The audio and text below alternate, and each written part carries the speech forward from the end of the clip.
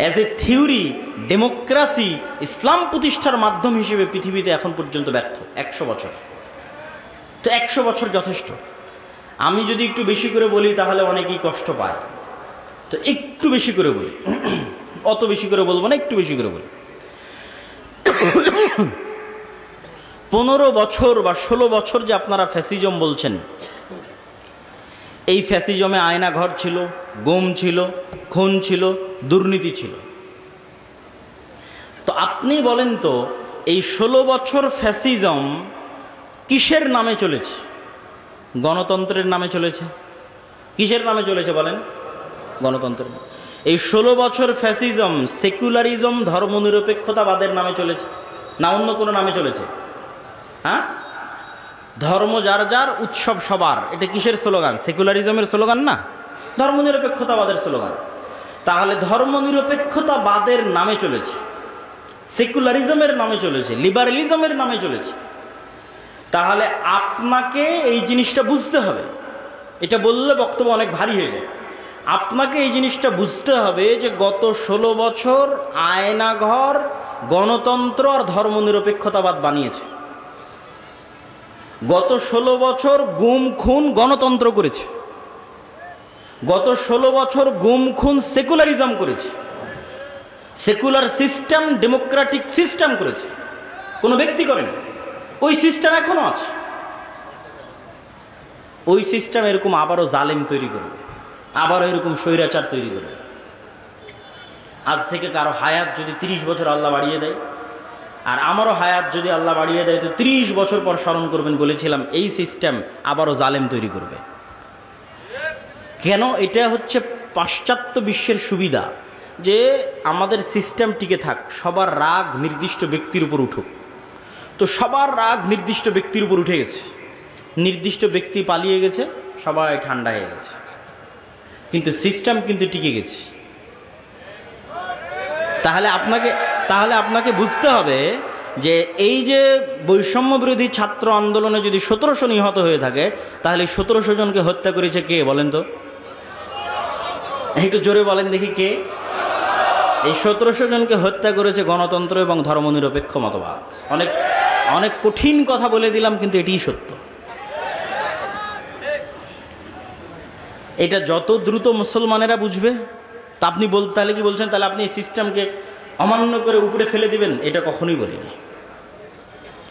কেননা আমরাই আপনাদের সামনে বক্তব্য দিয়েছি যে চলন্ত যার কাছে ক্ষমতা আছে, রাষ্ট্র ক্ষমতা আছে, তাকে আনুগত্য করতে হবে। আমরাই বক্তব্য দিয়েছি এবং সেটার বিরুদ্ধে বিদ্রোহ করাকে আমরা খারিজি মতবাদ বলেছি। কিন্তু সমাধানের রাস্তা কোনটা? সমাধানের রাস্তা ওইটা। সেটা হচ্ছে মানুষ অবশ্যই বুঝবে যে এই সিস্টেম জালেম তৈরি করে, এই সিস্টেম স্বৈরাচার তৈরি করে, এই সিস্টেম দুর্নীতিবাজ তৈরি করে, এই সিস্টেম আমাদেরকে মাজলুম করে। কিন্তু এই সিস্টেমের বিরুদ্ধে শক্ত আওয়াজ তোলার জন্য আপনাদের প্রতিষ্ঠান লাগবে।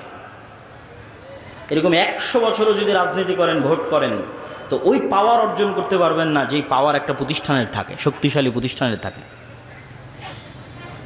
সম্মানিত উপস্থিতি, তাহলে আপনাদেরকে দিক নির্দেশনামূলক কি কি বললাম? 1 নাম্বার বলেছি ব্যাপক দাওয়াতি কাজ করতে হবে। 2 নাম্বার বলেছি সমাজ এবং দেশের সাথে সম্পৃক্ত থাকতে হবে। 3 নাম্বার বলেছি শক্তিশালী প্রতিষ্ঠান তৈরি করতে হবে। 4 নাম্বার পয়েন্টটা আগে সংক্ষিপ্ত আলোচনা করেছি, একটু আলাদা পয়েন্ট আকারে এখন বলি। 4 নাম্বার পয়েন্ট হচ্ছে এখন আপনার কাছে যত ছোটোখাটো প্রতিষ্ঠান আছে, যত ছোটোখাটো মসজিদ আছে, মাদ্রাসা আছে, দল আছে, সংগঠন আছে, এগুলোতে ন্যায়পরায়ণতা, সত্যবাদিতা প্রতিষ্ঠা করে। যে কোনো একটা ছোট্ট মাদ্রাসায় ন্যায়পরায়ণতা, সত্যবাদিতা প্রতিষ্ঠা করেন, আল্লাহ কবুল করলে ওই মাদ্রাসা থেকে রাষ্ট্র ক্ষমতায় পৌঁছে দেবে। বেশি কিছু লাগবে না, এই 2টা গুণ লাগবে। একটা ছোট্ট সংগঠনের মধ্যেও যদি ন্যায়পরায়ণতা, সত্যবাদিতা প্রতিষ্ঠা হয়, আল্লাহ ওখান থেকেই রাষ্ট্র ক্ষমতায় পৌঁছে দেবে। কিন্তু সত্যবাদিতা এবং ন্যায়পরায়ণতা ছাড়া রাষ্ট্র ক্ষমতায় যাওয়ার জন্য আল্লাহ সুবহানাহু ওয়া তাআলার দয়ায় কোনো সুযোগ নেই।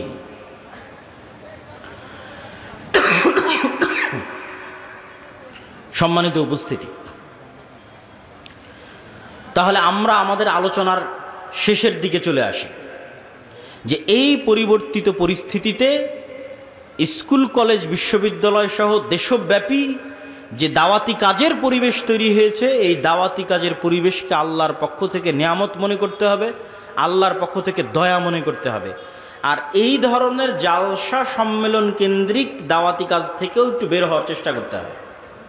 জালসা সম্মেলন ভালো, কিন্তু জ্ঞান কেন্দ্রিক দাওয়াতি কাজ হচ্ছে টেকসই। আমার বহু বক্তব্যে আপনারা শুনেছেন, আমি বলেছি যদি জালসা করে জ্ঞান পৌঁছানো বেশি ভালো হতো, তাহলে ব্রাক শুধু জালসাই করে বেড়াতো, আর খ্রিস্টান মিশনারিরা শুধু জালসাই করতো। তারা জালসা করে না, ছোট ছোট শিক্ষা প্রতিষ্ঠান তৈরি করে, শিক্ষা প্রতিষ্ঠান তৈরি করে। জ্ঞানের যে রাস্তাগুলো, সিলেবাস কারিকুলামের যে রাস্তাগুলো, সেগুলোতে তারা অগ্রগামী, তারা সেগুলোর অন্তর্ভুক্ত হয়ে আছে। সম্মানিত উপস্থিতি, আল্লাহ সুবহানাহু ওয়া তাআলা আমাদেরকে এই যে সংক্ষিপ্ত বক্তব্য আপনাদের সামনে তুলে ধরলাম, এই সংক্ষিপ্ত বক্তব্য বুঝার এবং এই সংক্ষিপ্ত বক্তব্যের প্রতি আমল করার এবং দেশব্যাপী, পুরো পৃথিবীব্যাপী মুসলমানদের একটা বিপ্লব তৈরি করার তৌফিক দান করুক, আল্লাহুম্মা আমিন। আমি বক্তব্য লম্বা করতে চাচ্ছি না, অল্প কথায় যতটুকু তুলে ধরেছি ততটুকুর প্রতি যদি আপনারা আমল করেন, আপনারা মূল্যায়ন করেন, এতেই আল্লাহ সুবহানাহু ওয়া তাআলা বরকত দিবে। তো আমি আমার সংক্ষিপ্ত বক্তব্য এখানেই শেষ করছি। আমাদের বই পুস্তক দেশের বাইরে থাকায় আমাকে তার পরিবর্তিতে এখানে আসতে হয়েছে। যদিও এই বছরে কোথাও সম্মেলন বা জালসা, যেটা রাতে এরকম আয়োজন হয়, এরকম আমার কোথাও নেওয়া নাই এবং ছিল না। কেননা ছাত্রদেরই স্কুল কলেজ বিশ্ববিদ্যালয় ভিত্তিক অনুষ্ঠানগুলোর শিডিউলই অনেক, তো তার মধ্যে এগুলোর জন্য জায়গা বের করা অনেক কঠিন ছিল। তবে আল্লাহর শুকরিয়া আদায় করতে হয় যে আমরা মহান আল্লাহ সুবহানাহু ওয়া তাআলার অশেষ দয়ায় আমাদের দেশের যারা মেইন স্ট্রিমে ভূমিকা রাখবে, যারা দেশের নীতি নির্ধারণ করবে, রাষ্ট্র পরিচালনা করবে, তারা মূলত এই সমস্ত বিশ্ববিদ্যালয়, স্কুল কলেজগুলো থেকে উঠে আসে। তাদের কাছে আমাদের যাওয়ার বা কথা বলার কোনো সুযোগ ছিল না। আল্লাহ সুবহানাহু ওয়া তাআলার অশেষ দয়া এবং রহমতে সেই সুযোগ উন্মুক্ত হয়েছে।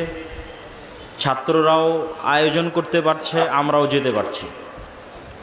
সেহেতু আমাদেরও উচিত প্রায়োরিটি লিস্টে, প্রাধান্য লিস্টে ছাত্রদেরকেই সামনে রাখা, তাদের মধ্যে দাওয়াতি কাজকে অগ্রাধিকার ভিত্তিতে মূল্য দেওয়া।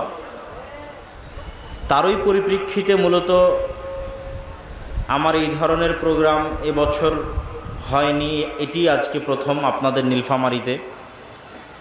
এটিও ভাগ্যের লিখন ছিল। তো আপনাদের উদ্দেশ্যে আজকের এই অনুষ্ঠানে সংক্ষিপ্ত দিক নির্দেশনামূলক যে আলোচনা বা যে বক্তব্য পেশ করতে চাই, সেই আলোচনা বা সেই বক্তব্যের শুরুতেই ভাইদের পক্ষ থেকে একটি আবেদন আছে। সেই আবেদনটি মজলিস ভাঙ্গার পূর্বেই এবং আমার বক্তব্যের মধ্যে কোনো প্রকার ডিস্টার্ব বা সমস্যা তৈরি হওয়ার পূর্বেই আমি চাইব স্বেচ্ছাসেবক ভাইয়েরা যারা আজকে বৈঠকি দান গ্রহণ করতে ইচ্ছুক ছিলেন বা প্রস্তুতি গ্রহণ করেছিলেন আজকের এই অনুষ্ঠানকে, আজকের এই সম্মেলনকে সহযোগিতা করার জন্য, তাদেরকে অবশ্যই আমি তাদের কাজটি এখনই শুরুতেই সেরে নেওয়ার জন্য অনুরোধ করব। ততক্ষণ আপনারা সংক্ষিপ্ত আমার মুখে আমাদের কিছু কার্যাবলীর কথা শুনেন, তারপরে আমি আমার আলোচনায় প্রবেশ করব। আপনাদের যদি স্বেচ্ছাসেবক ভাইয়েরা থাকে তাহলে তাদেরকে এখনই একটু পাঠিয়ে দেবেন। আমাদের কার্যাবলী বলতে আল জামিয়া সালাফিয়া এবং তার বিভিন্ন অঙ্গ প্রতিষ্ঠানের কার্যক্রম, তার মধ্যে একদম আপনাদের কাছে, আপনাদের নিকটে জামিয়া সালাফিয়া দিনাজপুর, এখান থেকে অতি দ্রুত সময়ে এবং অতি নিকটে যাতায়াত করা যায় আল জামিয়া সালাফিয়া তেঘরা বিরল দিনাজপুর। এই বৃহত্তর রংপুর এবং বৃহত্তর দিনাজপুরে এক বৃহত্তম শিক্ষা প্রতিষ্ঠান গড়ে তোলার লক্ষ্যেই মূলত দিনাজপুরের মাটিতে এই বৃহত্তম জামিয়া সালাফিয়াকে প্রতিষ্ঠা করা হয়েছে, যেখানে ইতিমধ্যেই ছাত্রদের 4 তলা আবাসিক ভবনের কাজ ছাদ ঢালাই সম্পূর্ণ এবং অচিরেই 5ম তলার কাজও শুরু হবে ইনশাআল্লাহ। আর গত সপ্তাহ থেকে বাইতুল হামদ জামে মসজিদ দিনাজপুরের কাজ আরম্ভ হয়েছে। জামিয়া সালাফিয়া দিনাজপুরে বাইতুল হামদ জামে মসজিদের কাজ গত সপ্তাহ থেকে আরম্ভ হয়েছে, ফালিল্লাহিল হামদ।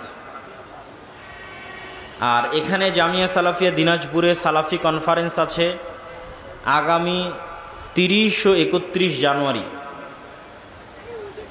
দেশের জ্ঞানীগুণী বিদগ্ধ পণ্ডিতেরা, একাডেমিক ব্যাকগ্রাউন্ডে উঁচু ডিগ্রিধারী আলেমোলামারা নির্দিষ্ট বিষয়ের উপর, পূর্ব নির্ধারিত বিষয়ের উপর লিখিত বক্তব্য জমা দেওয়ার পরে তারা কনফারেন্সে অংশগ্রহণ করে।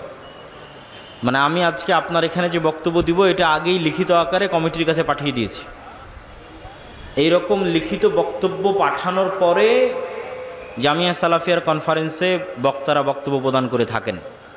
সুতরাং এই কনফারেন্সকে আপনাদের মূল্যায়ন করতে হবে, এখান থেকে নীলফামারী থেকে স্বতঃস্ফূর্তভাবে উক্ত কনফারেন্সে যোগদান করতে হবে।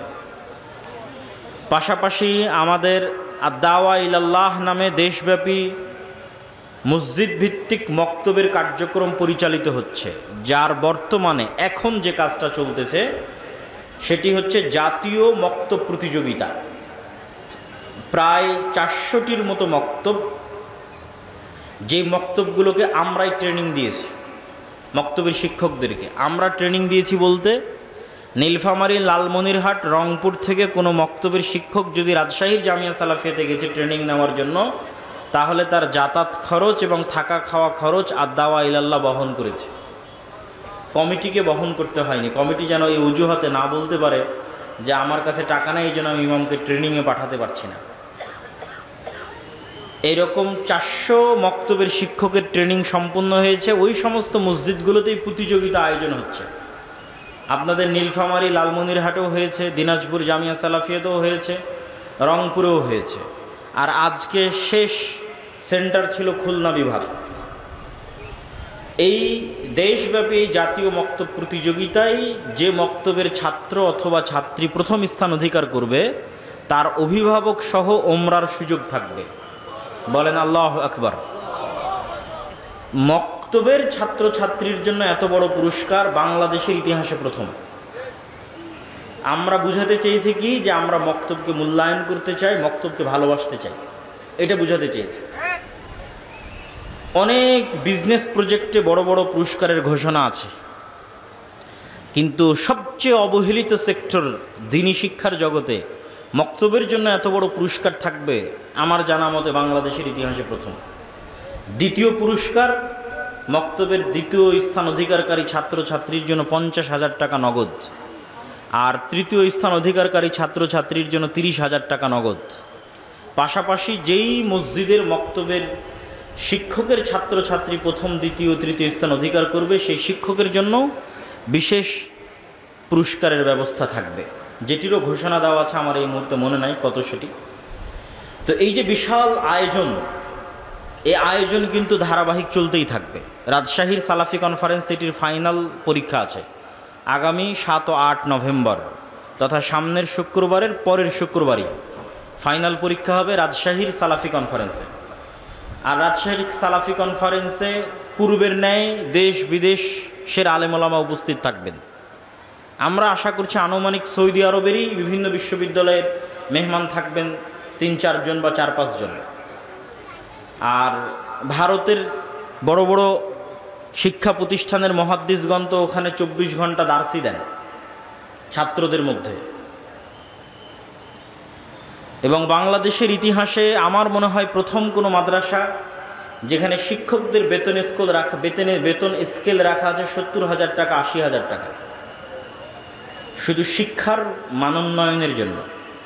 এবং আপনারা জেনে খুশি হবেন যে আলহামদুলিল্লাহ সুম্মা আলহামদুলিল্লাহ সুম্মা আলহামদুলিল্লাহ, বাংলাদেশি বা ভারতীয় বিশাল এক ষড়যন্ত্রের পথকে অতিক্রম করে আমরা মদিনা ইসলামী বিশ্ববিদ্যালয়ের সাথে মুআদালা করতে সক্ষম হয়েছি, আলহামদুলিল্লাহ। এটা আমাদের কাছে এক প্রকার জিহাদের মতো ছিল।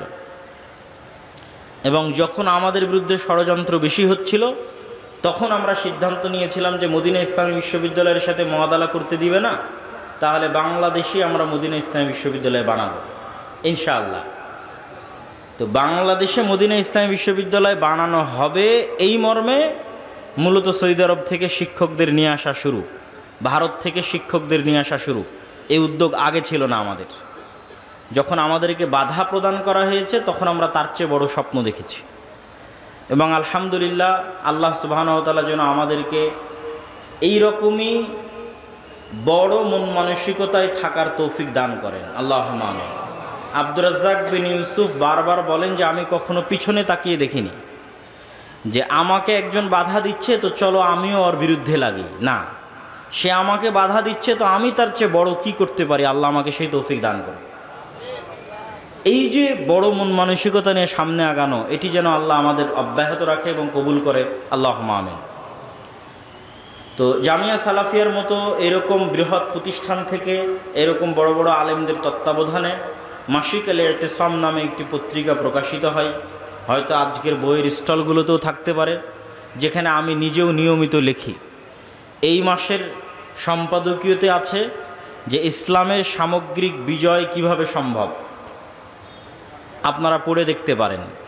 খুবই গুরুত্বপূর্ণ কিছু পয়েন্ট তুলে ধরা আছে। তো আদ-দাওয়া ইলাল্লাহর কথা বললাম, জামিয়া সালাফিয়ার কথা বললাম, মাসিক আল ইতিসামের কথা বললাম। আমাদের গবেষণাগারে যে ধরনের বই পুস্তকের গবেষণা হয়, এই ইসলামী বইমেলা, ইসলামিক ফাউন্ডেশনের বইমেলাকে লক্ষ্য করে অন্তত, এবং সালাফি কনফারেন্স রাজশাহীকে লক্ষ্য করে অন্তত 7টা নতুন বই আসতেছে, 7টা নতুন বই। ফিকহুস সালাফ নওয়াব সিদ্দিক হাসান খান ভূপালী রাহিমাহুল্লাহর, ভারত উপমহাদেশের বিখ্যাত সালাফি আহলুল হাদিস আলেম, তার বই আর রওজাতুন নাদিয়ার 2য় খণ্ডের অনুবাদ, নাসিরউদ্দিন আলবানী রাহিমাহুল্লাহর সিলসিলা সহিহার 3য় খণ্ডের অনুবাদ, এবং আরও কয়েকটা বই আছে। মুসলিম পরিবার সংক্রান্ত এক গুরুত্বপূর্ণ প্রশ্নোত্তরের অনুবাদ, যেটি শেখ সালেহ আল উসাইমিনের লেখা, এবং আমার লেখা আছে ফিলিস্তিনের উপর, এবং আমার লেখা আছে হাদিসের উপর, আর মিন্নাতুল বারী 2য় খণ্ড তো আছেই। পাশাপাশি আমরা নতুনভাবে আরেকটি উদ্যোগ গ্রহণ করেছি। মিরপুর 12তে দাওয়া সেন্টার উদ্বোধন করা হয়েছে।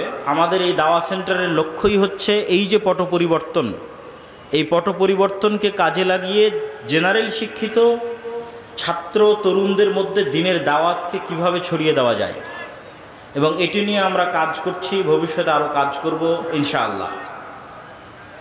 তো আমি আমার আলোচনার দিকে এগিয়ে যেতে চাচ্ছি। আপনারা জামিয়া সালাফিয়ার জন্য দোয়া করবেন, শেখ আব্দুর রাজ্জাক বিন ইউসুফের জন্য দোয়া করবেন। জামিয়া সালাফিয়া রূপগঞ্জে বৃহত্তম যে মসজিদের কাজের কথা শোনেন, সেটির এখন বেসমেন্ট ঢালাইয়ের কাজ চলতেছে, পাইলিং সম্পূর্ণ হয়ে এখন বেসমেন্ট ঢালাইয়ের কাজ চলতেছে, বিশাল কর্মযজ্ঞ। তো এগুলো সব কিছুতেই যেন আল্লাহ সুবহানাহু ওয়া তাআলা বরকত দান করে এবং কবুল করে, সকলেই দোয়া করবেন আল্লাহুম্মা আমিন।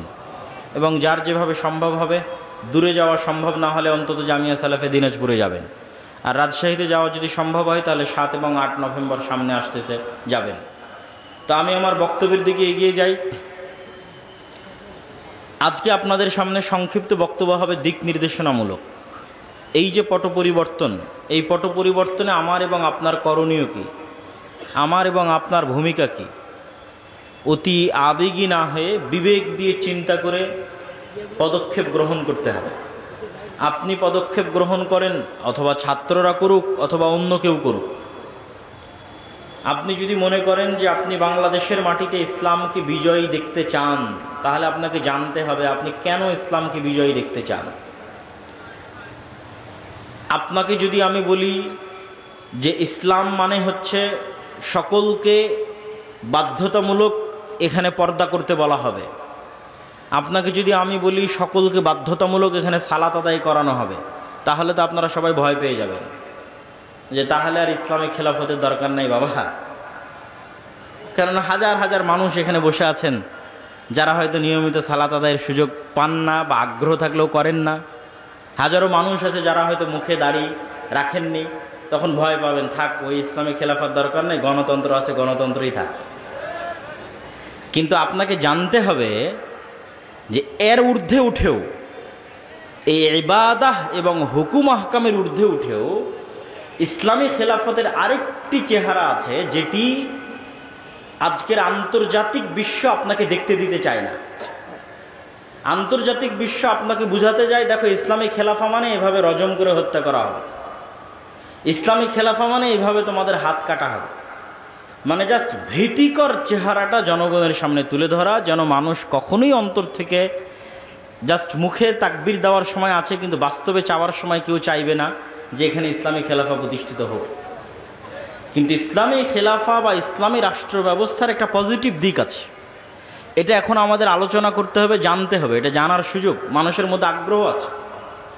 এখন মানুষ 16 বছরের ফ্যাসিজম দেখেছে, দুর্নীতি দেখেছে, অন্যায় অত্যাচার গুম খুন দেখেছে। এখন মানুষ মনে করছে আমরা ভালো একটা অবস্থার দিকে এগিয়ে যাব, কিন্তু সত্যি বাস্তবেই কি ভালো একটা অবস্থার দিকে এগিয়ে যাওয়া সম্ভব? যেতে চাইলে কিভাবে সম্ভব? তো ইসলামী খেলাফা এবং রাষ্ট্র ব্যবস্থার দুটো মৌলিক মূলনীতি আপনাদের সামনে তুলে ধরি। এক, ইসলামী খেলাফা বা ইসলামী রাষ্ট্র মানে সেখানে শতভাগ সত্যবাদিতা থাকবে, সেখানে শতভাগ ন্যায়পরায়ণতা থাকবে। শতভাগ সত্যবাদিতা এবং শতভাগ ন্যায়পরায়ণতা দ্বারা আমি কি বুঝাচ্ছি? শতভাগ সত্যবাদিতা এবং ন্যায়পরায়ণতা দ্বারা বুঝাচ্ছি যে আজকে আমরা নীলফামারীতে সবাই মিলে ঘোষণা করলাম যে এখানে আমরা ইসলামী খেলাফা কায়েম করলাম। ইসলামী খেলাফা কায়েম করার পর সবার জন্য সালাত বাধ্যতামূলক করে দিলাম, সবার জন্য পর্দা বাধ্যতামূলক করে দিলাম। তারপরে যার জন্য সালাত বাধ্যতামূলক করেছি ওই নামাজি ওসি, হাজি ডিসি, হাজি টিওনো ইওনো এবং নামাজি এসিল্যান্ড এবং সাব রেজিস্ট্রার, এরা যখন এদের চেম্বারে বসতেছে তখন ঘুষ খাচ্ছে, কিন্তু সে নাকি সালাত আদায় করে, নামাজ পড়ে। আবার সেই ঘুষের টাকা, সেই প্রশ্ন ফাঁসের টাকা নাকি আল্লাহর রাস্তায় দান করতেছে। অনেক বড় দানবীর হিসেবে বড় বড় জালসা সম্মেলনে প্রধান অতিথি, বিশেষ অতিথি হিসেবে আমন্ত্রিত হচ্ছে। আপনি দেখান গত 16 বছরের কোন রাজনৈতিক নেতা, কোন ওসি ডিসি এসপি এমন নাই যে কোনো না কোনো মাদ্রাসা, কোনো না কোনো মসজিদ, কোনো না কোনো জালসা, কোনো না কোনো ইসলামী সম্মেলনের সাথে জড়িত ছিল না? বের করেন। তাহলে তারা ইসলামের আসল অর্থটা বুঝতে পারেনি, এবং যে বুঝতে পারে যে ইসলামের আসল অর্থ কি, সে বলবে এগুলো গণতন্ত্র, সমাজতন্ত্র, এগুলোর দরকার নাই, রাষ্ট্র ক্ষমতা ইসলামকে যেতে দাও, শতভাগ বলবে। কেননা ইসলাম আসলে সর্বপ্রথম আপনারা যারা মাজলুম আছেন, অফিস আদালতে ঘুষ ছাড়া কাজ হয় না, টাকা ছাড়া চাকরি হয় না, বাংলাদেশের কোনো রাজনৈতিক দল এগুলো বন্ধ করতে পারবে না, গণতন্ত্র দিয়ে এগুলো বন্ধ করা সম্ভব নয়। একমাত্র ইসলামই পারবে আপনার যে ন্যায্য অধিকার আছে সেটি আপনাকে ফিরিয়ে দিতে। রাষ্ট্রের যত নাগরিক সুযোগ সুবিধা আছে সমানভাবে প্রত্যেক নাগরিককে সেই সুযোগ সুবিধা প্রদান করা মানে ইসলামের রাষ্ট্র প্রতিষ্ঠা করা, যেটি ওমর রাদিয়াল্লাহু তাআলা আনহু করেছিলেন।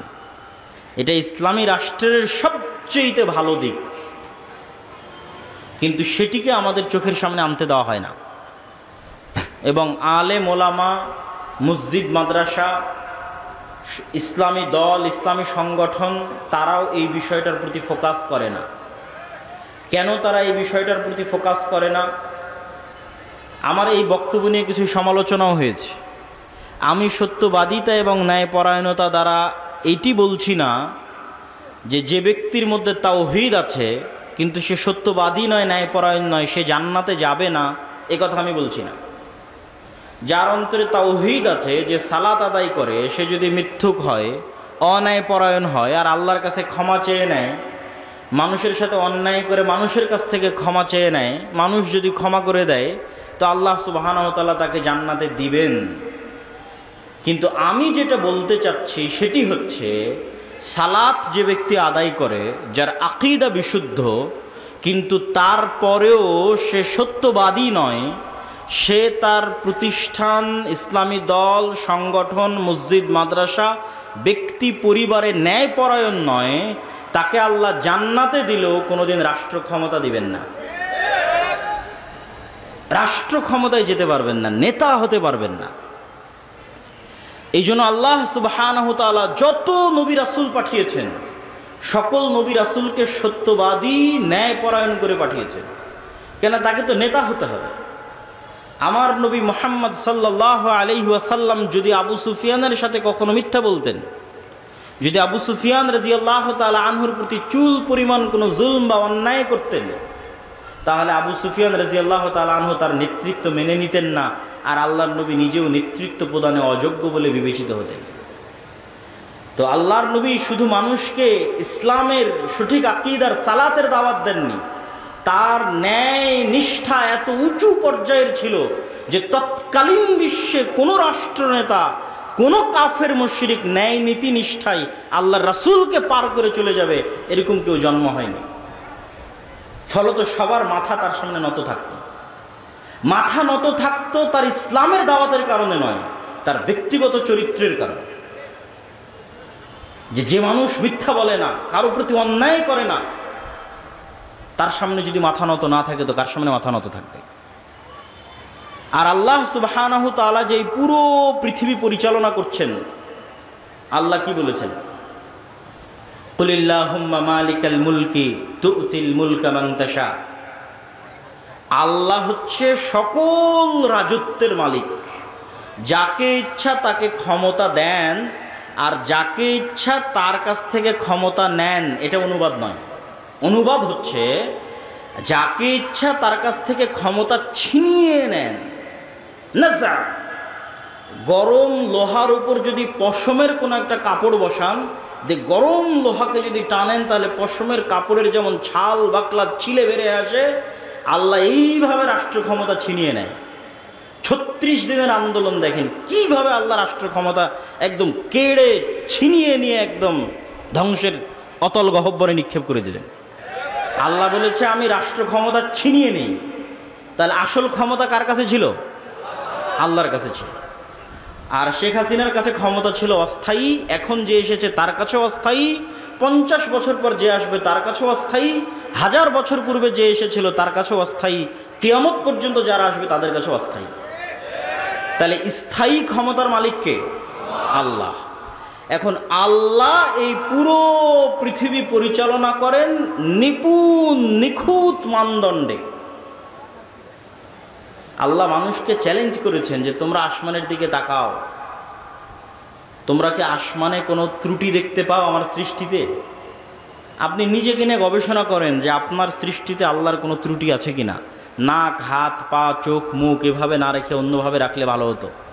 তো এই পুরো পৃথিবী আল্লাহ নিখুঁত নিপুণ মানদণ্ডে চালান। সূর্যের যেভাবে ওঠার কথা, চন্দ্রের যেভাবে ডুবার কথা, ফেরেশতাদের যেভাবে যান কবজ করার কথা, ফেরেশতাদের যেভাবে যান দেওয়ার কথা, নতুন বাচ্চা জন্মদানের কথা, যেখানে বৃষ্টি বর্ষণের কথা, যা যেভাবে আছে সেভাবে অত্যন্ত নিপুণ এবং নিখুঁতভাবে ন্যায়ের সাথে, সত্যবাদিতার সাথে পরিচালিত হয়।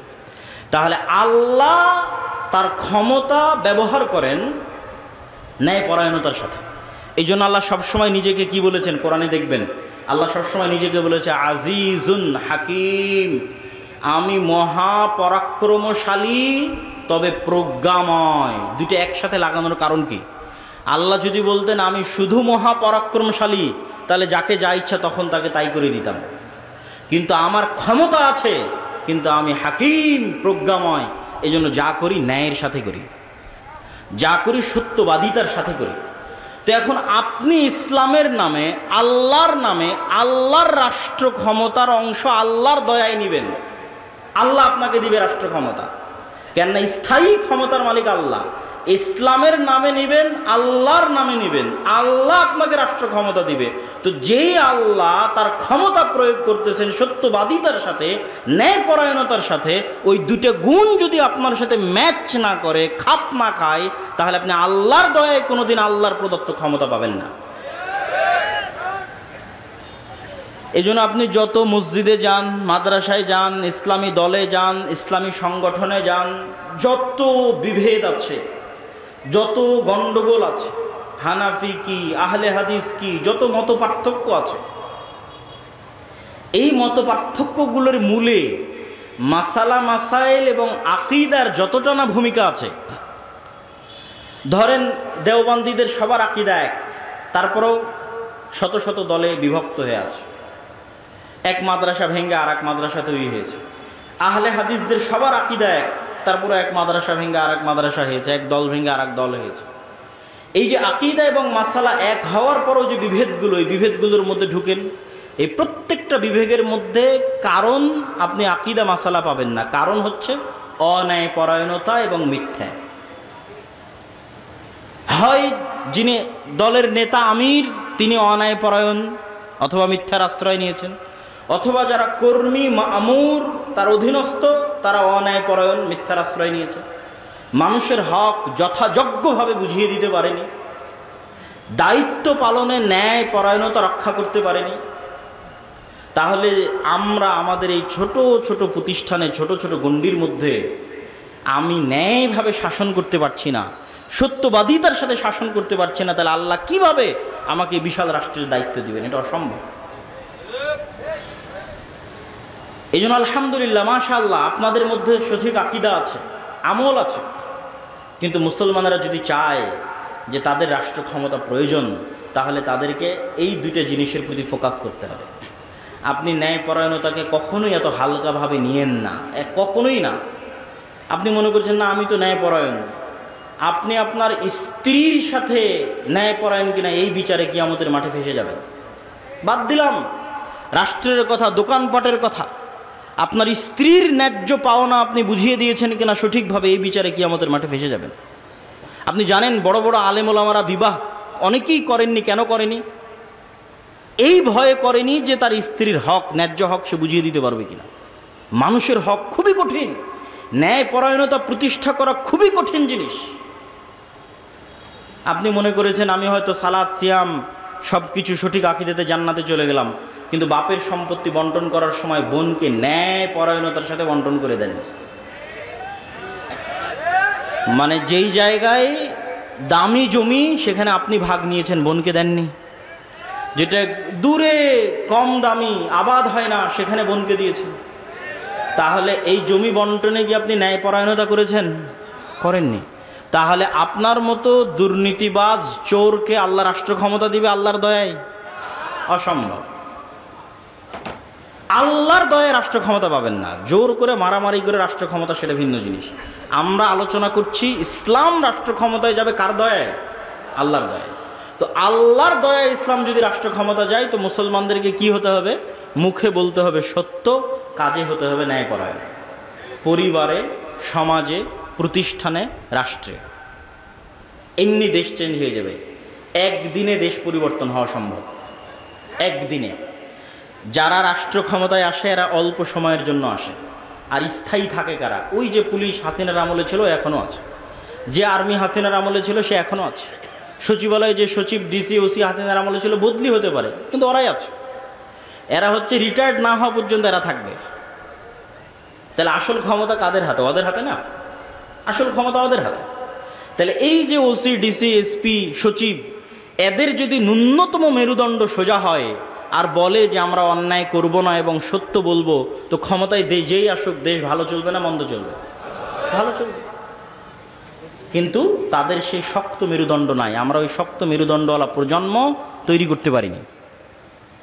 সবাই টাকার কাছে বিক্রি, অর্থের কাছে বিক্রি, অথচ তারা সবাই দাবি করে সে অনেক বড় হাজি, অনেক বড় নামাজি, অনেক বড় দানবীর, বড় বড় জালসার প্রধান অতিথি, বড় বড় জালসার বিশেষ অতিথি। এগুলো ইসলাম নয়। আপনাকে সত্যবাদী এবং ন্যায়পরায়ণ হতে হবে যদি আপনি মুসলমানদের সম্মান রক্ষা করতে চান, ইসলামের সম্মান রক্ষা করতে চান। আর সত্যবাদিতা এবং ন্যায়পরায়ণতার উপর এতটা গুরুত্ব আমি কেন দিচ্ছি এখনকার ইদানিং বক্তব্যে, এত সমালোচনার পরে? ওয়াতাম্মাত কালিমাতু রাব্বিকা সিদকাও ওয়া আদলা। আল্লাহ সুবহানাহু ওয়া তাআলা কোরআন মাজিদে বলেন, তার সকল আদেশ সমাপ্ত হয়েছে সত্যবাদিতার উপরে, ন্যায়পরায়ণতার উপরে। মানে আল্লাহ যত আদেশ মানুষকে দিয়েছে প্রত্যেকটা আদেশ সত্য, প্রত্যেকটা আদেশ ন্যায়। একটা আদেশ শোনেন, আল্লাহ আদেশ দিয়েছে কি, তোমরা আল্লাহর ইবাদত করবা, শিরক করবা না। তো এবার কালেমা কি, লা ইলাহা ইল্লাল্লাহ, আল্লাহ ব্যতীত ইবাদতের যোগ্য কোনো সত্য মাবুদ নাই। মানে আল্লাহ ব্যতীত যে মাবুদগুলোর ইবাদত করা হয় এদের মধ্যে দুইটা গুণ আছে, এক ওরা মিথ্যা, আর দুই ওরা ইবাদতের অযোগ্য। তো যেটা ইবাদতের অযোগ্য ওটাই অন্যায়পরায়ণতা, ওটাই জুলম, আর ওটাই মিথ্যা। আর সত্য কোনটা? একমাত্র সত্যকে আল্লাহ। আর একমাত্র ইবাদতের যোগ্য ন্যায় কোনটা? আল্লাহর ইবাদত করা। এবং এটা হাদিসেও আছে, রাসূলুল্লাহ সাল্লাল্লাহু আলাইহি ওয়াসাল্লাম বলছেন, তোমরা কি জানো আল্লাহর হক মানুষের উপরে কি, আর মানুষের হক আল্লাহর উপরে কি? তো আল্লাহর হক মানুষের উপর হচ্ছে যে মানুষ ন্যায়পরায়ণ হবে আল্লাহর সাথে, যে ইবাদত আল্লাহ ব্যতীত অন্য কারো করবে না। এটা আল্লাহর সাথে ন্যায়পরায়ণতা, এটা আল্লাহর সাথে সত্যবাদিতা। এরকম করে ধরে ধরে ইসলামের প্রত্যেকটা হুকুমের মধ্যে সত্য আছে, ন্যায় আছে। সম্মানিত উপস্থিতি, তো আপনাকে আগে বুঝতে হবে যে ইসলামী রাষ্ট্র ব্যবস্থা মানে কি। ইসলামী রাষ্ট্র ব্যবস্থায় আপনার কি উপকার আছে, আপনার কি কল্যাণ আছে। ইসলামী রাষ্ট্র ব্যবস্থায় আপনার 6টা মৌলিক অধিকার সংরক্ষিত হবে। 5টা মৌলিক অধিকার দিয়েছে জাতিসংঘ, আর ইসলাম দিয়েছে 6টা মৌলিক অধিকার। অন্ন, বস্ত্র, শিক্ষা, স্বাস্থ্য, বাসস্থান, এগুলোর কথা তো আমরা জানি। তার সাথে ইসলাম আরও একটি যুক্ত করেছে হচ্ছে সম্মান। আপনার সম্মান রক্ষা করা হবে ইসলামী রাষ্ট্রের দায়িত্ব, মানুষ যেন আপনার মানহানি করতে না পারে। ইসলামী রাষ্ট্র হয় কল্যাণমূলক রাষ্ট্র ব্যবস্থা। কল্যাণমূলক রাষ্ট্র ব্যবস্থায় সকল কিছুর জিম্মেদারি রাষ্ট্রের উপর। একজন মানুষ যদি না খেয়ে থাকে তাও দায়ী রাষ্ট্র। একজন মানুষের যদি ঘর না থাকে বসবাস করার জন্য, দায়ী রাষ্ট্র। একজন মানুষের যদি গায়ে কাপড় না থাকে, দায়ী রাষ্ট্র। এই জিম্মেদারি নেওয়া হচ্ছে ইসলামী রাষ্ট্র। সম্মানিত উপস্থিতি, তাহলে এই ধরনের ইসলামী রাষ্ট্র প্রতিষ্ঠার জন্য আমরা কি করতে পারি? আমরা কি তাহলে ভোটের রাজনীতিতে অংশগ্রহণের মাধ্যমে ইসলামী রাষ্ট্র প্রতিষ্ঠা করব? কেউ কেউ বলতে পারে, হ্যাঁ, আমি তাদের সাথে দ্বিমত করছি বা তার বিরোধিতা করছি, এটা নয়। আমি যুক্তির আলোকে আপনাকে পরামর্শ দিতে চাই যে আমাদের করণীয় কি, করা উচিত কি। 1 নম্বর করণীয়, এই রকম পরিস্থিতিতে, যেই পরিস্থিতিতে আমরা আছি, দাওয়াতি কাজ।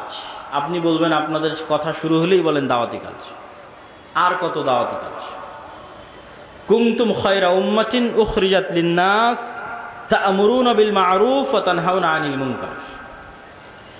এই উম্মতে যেহেতু আর কোনো নবী আসবেন না, সেহেতু প্রত্যেক যুগে মানুষকে হেদায়েত করার জন্য দাওয়াত দিবে এই উম্মতের লোকেরাই। বানু ইসরাইলে প্রতি যুগে নবী প্রেরিত হতো মানুষকে দাওয়াত দেওয়ার জন্য, আর এই উম্মতে কোনো নবী আসবে না, তো দাওয়াত দিবে এই উম্মতের লোকেরাই। এখন যদি এখানে কোনো নবী আসতেন তাহলে তিনি কি করতেন? আগে কি দিতেন? আগে দাওয়াত দিতেন। আগে কি দিতেন? দাওয়াত দিতেন। এখন যদি বাংলাদেশে কোনো নবী প্রেরিত হতেন তাহলে তিনি দাওয়াত দিতেন। তো যেহেতু নবী প্রেরিত হবেন না, তো দাওয়াতি কাজ অতীতেও ছিল, আজও থাকবে, ভবিষ্যতেও থাকবে। দাওয়াতি কাজে আমরা সফল নই কেন?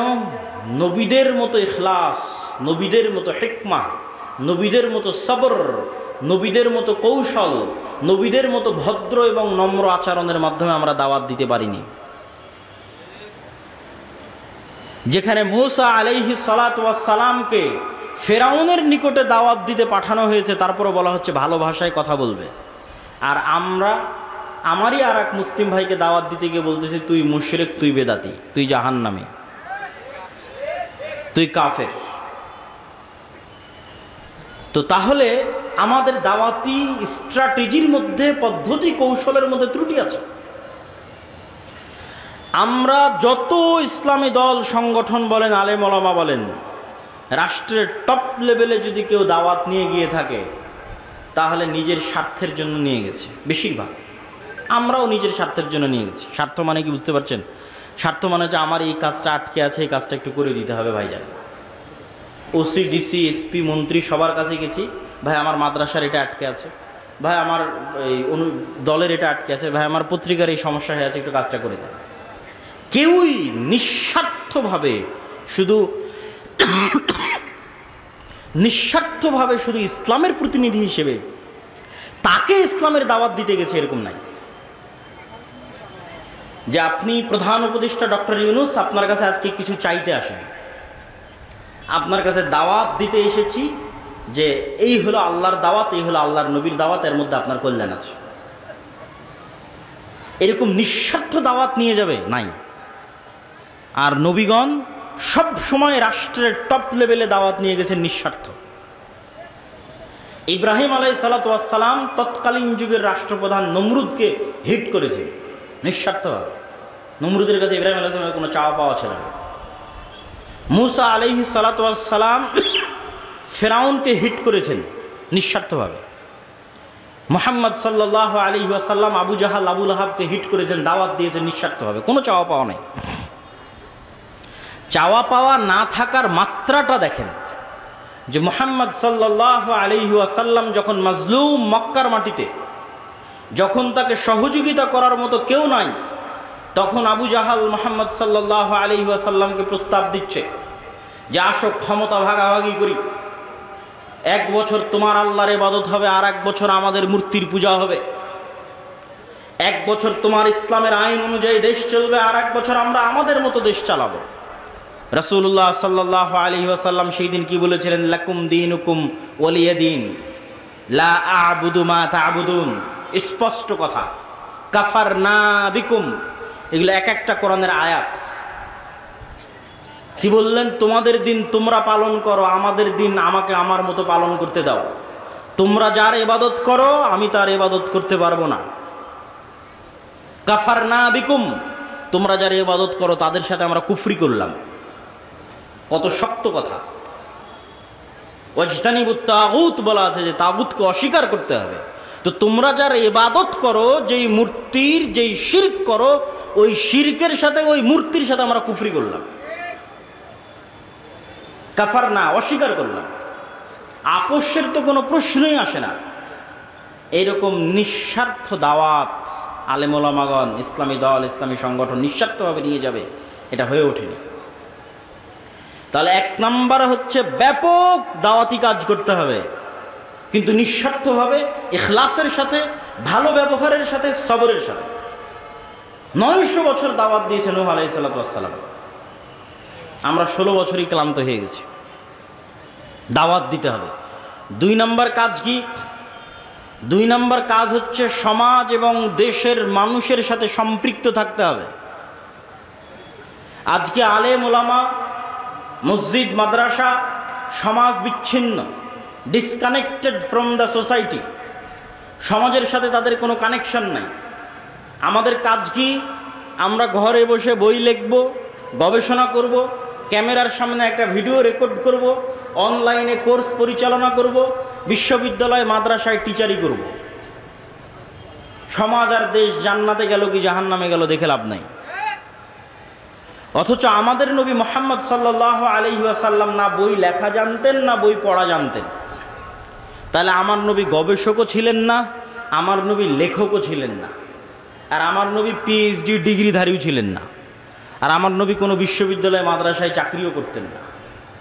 তাহলে তিনি আল্লাহর কাছ থেকে জ্ঞান নিয়ে, মানে কোরআন শিখে 5 ওয়াক্ত সালাত আদায় বাদে বাকি সময় মানুষের পিছনে দিতেন। কার বাড়িতে কে মরলো, কার মেয়ের বিয়ে, তো কে কষ্টে আছে, কার বাড়িতে খাবার নাই, কে ঋণগ্রস্ত আছে, মানুষের দুঃখ কষ্টের ভাগিদার এবং ভাগ বাটোয়ারার অংশীদার ছিল। মদিনা এবং মক্কায় বসবাসরত কোনো মানুষ মনে করবে যে আজকে সে বিপদগ্রস্ত আছে আর তার পাশে দাঁড়ানোর মতো মুহাম্মদ সাল্লাল্লাহু আলাইহি ওয়াসাল্লাম নাই, এটা অসম্ভব। তিনি সমাজের মানুষের সাথে ফুললি কানেক্টেড ছিলেন। আপনি সমাজ বিচ্ছিন্ন হয়ে কখনোই ইসলাম প্রতিষ্ঠা করতে পারবেন না। আর ইসলাম 4 দেওয়ালের মধ্যে, মসজিদের 4 দেওয়ালের মধ্যে সীমাবদ্ধ থাকার জিনিসও নয়। ইসলামকে রিপ্রেজেন্ট করতে হবে। আপনাকে ইসলামের প্রতিনিধি হিসেবে সমাজের মানুষের সাথে কানেক্টেড হতে হবে। যে ইসলাম কত সুন্দর, এই মানুষের সাথে উঠা বসা করে দেখো কত সুন্দর। এই ইসলামের প্রতিনিধি, এর সাথে কথা বলে দেখো ইসলাম কত সুন্দর। আজকে আফগানিস্তানে যারা ক্ষমতায় এসেছে তাদের আকীদা নিয়ে সমালোচনা হতে পারে, তাদের বিশ্বাস নিয়ে ফতোয়া ফারাইজ মাসলা মাসাইল নিয়ে মতভেদ থাকতে পারে, কিন্তু দুটো পয়েন্টে কোনো আফগানিও দ্বিমত করবে না যে তারা সত্যবাদী, ন্যায়পরায়ণ। কোথাও একটা টাকা দুর্নীতি হবে এটি তাদের দ্বারা বরদাস্ত করা সম্ভব না। তো তারা এই জায়গায় এসেছে কিভাবে? সমাজের মানুষের সাথে সম্পৃক্ত থেকে, সমাজের মানুষের দুঃখ কষ্টের অনুভূতির অংশীদার হয়ে, সমাজের মানুষের দায়িত্ব নিয়ে। যখন রাশিয়ার সাথে যুদ্ধের পর গোটা আফগানিস্তানে গৃহযুদ্ধ, কোনো ল অ্যান্ড অর্ডার নাই, যেমন আমাদের দেশে 3 দিন কোনো সরকার ছিল না, এরকম ল অ্যান্ড অর্ডার বিহীন অবস্থায় খুন, চুরি, রাহাজানি, ধর্ষণ একাকার। তখন এক মাদ্রাসার ছাত্ররা বের হয়ে এক জায়গায় ধর্ষকের শাস্তি প্রকাশ্যে বাস্তবায়ন করে দিয়েছে। তখন মানুষজন কি দেখলো? যে এরা তো ন্যায়পরায়ণতা প্রতিষ্ঠা করতে জানে, এদের কাছেই তো আমাদের জানমাল নিরাপদ, আমাদের ধন সম্পদ নিরাপদ, আমাদের পরিবার পরিজন নিরাপদ। আমরা কি চাই? নিরাপত্তা চাই, শান্তি চাই। তো ওই নিরাপত্তা, ওই শান্তির গ্যারেন্টি বাংলাদেশে বসবাসরত ইসলামের যারা রিপ্রেজেন্টার, ইসলামকে যারা প্রতিনিধিত্ব করে, তারা দিতে পেরেছে কিনা? তারা তাদের ন্যায়পরায়ণতা, সত্যবাদিতা দিয়ে সেটা ফুটে তুলে ধরতে পেরেছে কিনা? অতএব আপনাদেরকে সমাজের সাথে কানেক্টেড থাকতে হবে। তাহলে 1 নাম্বার বললাম ব্যাপক দাওয়াতি কাজ করতে হবে, 2 নাম্বার বললাম সমাজের সাথে সম্পৃক্ত থাকতে হবে, 3 নাম্বার শক্তিশালী প্রতিষ্ঠান তৈরি করতে হবে। এবার আসবে আপনাদের গণতান্ত্রিক রাজনীতির উত্তর। শক্তিশালী প্রতিষ্ঠান মানে কি? ইউরোপ, আমেরিকা এবং ইংল্যান্ডে গণতন্ত্র কেন টেকসই? ইংল্যান্ড এবং আমেরিকাতে প্রতিষ্ঠানগুলো পাওয়ারফুল, এই জন্য টেকসই। প্রতিষ্ঠান পাওয়ারফুল মানে পুলিশ বাহিনী স্বাধীন স্বতন্ত্র, বিচার বিভাগ স্বাধীন স্বতন্ত্র। ক্ষমতায় বাইডেন কি ট্রাম্প সেটা বিষয় নয়, পুলিশ তার মতো ফাংশন করে, বিচার বিভাগ তার মতো ফাংশন করে। কিন্তু আমাদের ভারত, পাকিস্তান, বাংলাদেশের প্রবণতা হচ্ছে যেই ক্ষমতায় আসে সে পুলিশ, আর্মি, বিচার বিভাগ সবগুলোকে নিজের পকেটের মধ্যে ঢুকিয়ে ফেলে। ফলত এখানে রাষ্ট্র প্রতিষ্ঠান দুর্বল হয়ে যায়, ফাংশন করে না। তো শক্তিশালী প্রতিষ্ঠান মুসলমানদের নাই। কোটি কোটি ভোটার আছে, কিন্তু এই কোটি কোটি ভোটারের প্রতিনিধিত্বকারী শক্তিশালী প্রতিষ্ঠান নাই। আপনি শক্তিশালী প্রতিষ্ঠানের, বেসরকারি শক্তিশালী প্রতিষ্ঠানের 2-1টা উদাহরণ নেন। যখন প্রধানমন্ত্রী হাসিনা বিদায় নিল, তখন অটোমেটিক ট্রানজিশন অফ পাওয়ার, পাওয়ারের হস্তান্তর, এটিই নিয়ম যে যখন রাষ্ট্র অকার্যকর তখন রাষ্ট্রের অবস্থানরত শক্তিশালী প্রতিষ্ঠানগুলোর কাছে ক্ষমতা চলে যায়। তো বাংলাদেশের সবচেয়ে শক্তিশালী প্রতিষ্ঠান হচ্ছে আর্মি। তো ফলত যখন প্রধানমন্ত্রী হাসিনা বিদায় নিয়েছে তখন অটোমেটিক ক্ষমতা চলে গেছে আর্মির কাছে। আরও অসংখ্য শক্তিশালী প্রতিষ্ঠান আছে। প্রথম আলো একাই একটা শক্তিশালী প্রতিষ্ঠান, ডেইলি স্টার একাই একটা শক্তিশালী প্রতিষ্ঠান, ব্রাক একাই একটা শক্তিশালী প্রতিষ্ঠান, গ্রামীণ ব্যাংক একাই একটা শক্তিশালী প্রতিষ্ঠান, মানবাধিকার সংস্থা অধিকার একাই একটা শক্তিশালী প্রতিষ্ঠান। তাহলে যখন রাষ্ট্র অকার্যকর তখন অটোমেটিক রাষ্ট্রের ক্ষমতা এই প্রতিষ্ঠানগুলোর কাছে চলে গেছে।